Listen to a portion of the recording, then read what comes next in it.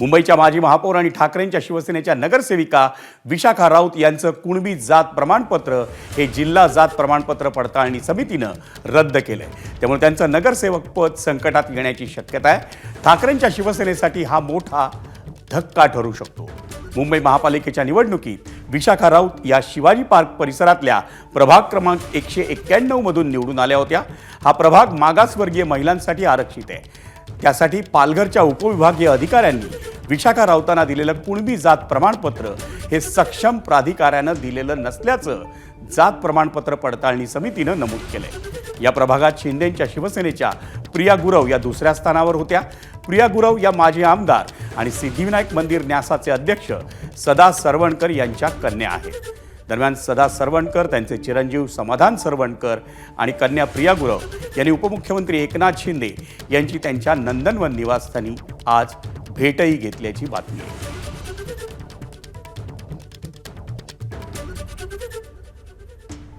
मंडळी, विशाखा राऊत यांनी कुणबी जात वैधता प्रमाणपत्रासाठी सादर केलेल्या कागदपत्रांमधून कुणबी जात वैधता प्रमाणपत्र धारकांशी रक्तनातं सिद्ध करता आलं नसल्याचं जात पडताळणी समितीनं आपल्या आदेशात स्पष्ट केलं।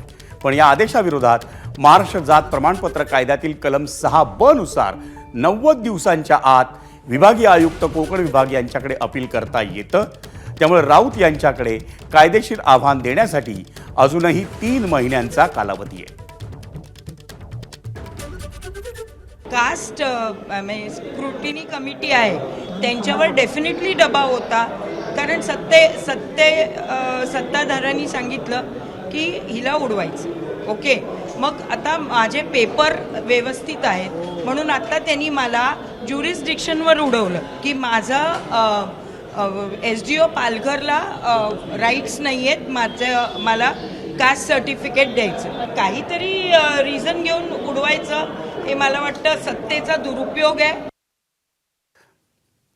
दरम्यान या प्रकरणात आमची संख्या कमी करण्यासाठी जाणीवपूर्वक प्रयत्न सुरू असल्याची टीका ठाकरेंच्या शिवसेनेचे खासदार संजय राऊतांनी केली आहे। तर राऊतांच्या टीकेला शिवसेनेचे मुंबई महापालिकेतील गटनेते अमेय घोले यांनी प्रत्युत्तर दिले। पाहूया ते दोघांनी काय म्हटलंय। हे सर्व जाणीवपूर्वक चाललेलं आहे आमची संख्या कमी करण्यासाठी। भारतीय जनता पक्षाचे 25च्या अधिक नगरसेवकांचं जात प्रमाणपत्रावरती आक्षेप आहे। त्यांचे निर्णय होत नाहीत,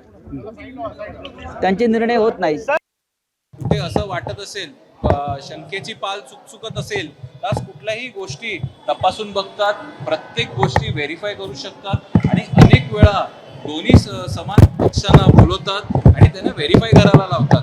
हा एक पक्ष एक गाव दोन तुकडे नसतात, हा 6 महिन्याचा आलेला हा कार्यकाळ असतो आणि प्रत्येकाला दिलेली संधी असते। त्या संधीचं सोनं कोणी करायचं याच्यात हे ज्याचा त्याचा प्रश्न असतो। पण जर कोणी कागदपत्रच सादर केले नाहीत आणि जर त्याच्यावरती कारवाई झाली तर याच्यामध्ये कुठलाही सरकार कोणीही त्याच्यात दोषी आढळलं जात नाही।